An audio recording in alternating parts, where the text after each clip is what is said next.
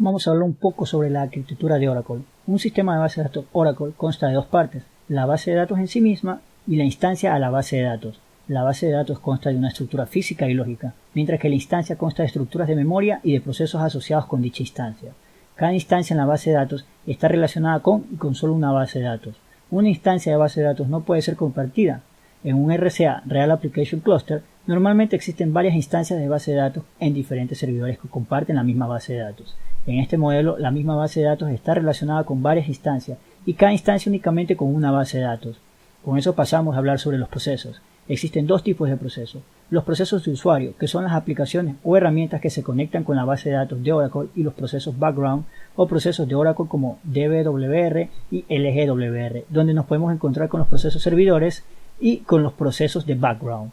Los procesos servidores son los encargados de realizar las siguientes tareas: analizar y ejecutar sentencias SQL transmitidas por el proceso de usuario.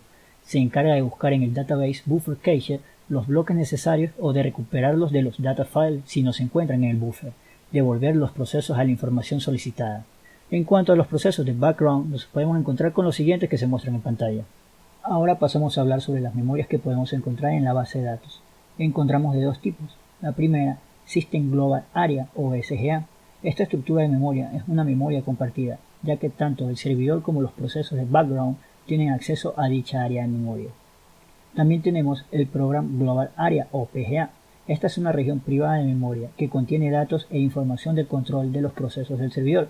Cada proceso tiene su propia PGA y el acceso a dicha información es totalmente exclusivo. También hay unos conceptos sobre la memoria que se pueden mencionar. Uno de ellos es el concepto de Table Space o espacio de tablas.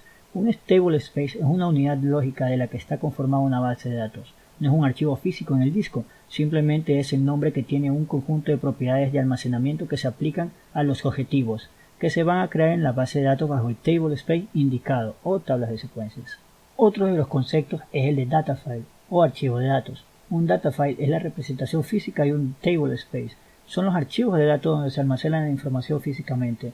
Un Data File puede tener cualquier nombre y extensión y puede estar localizado en cualquier directorio del disco duro. Un data file tiene un tamaño predeterminado en su creación, por ejemplo 100 MB, y este puede ser alterado en cualquier momento. Tenemos también el concepto de segment o segmento.